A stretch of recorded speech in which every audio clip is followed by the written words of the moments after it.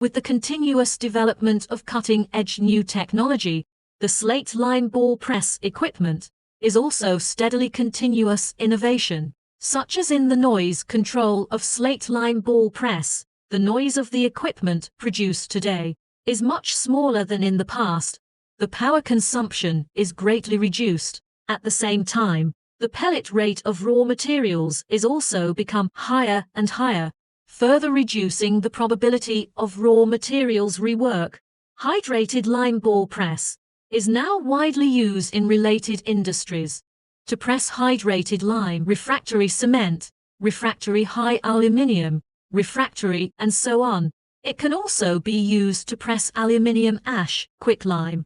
Hydrated lime and other materials are also used in the energy chemical industry, power plant industry, transportation industry, and metallurgical industry.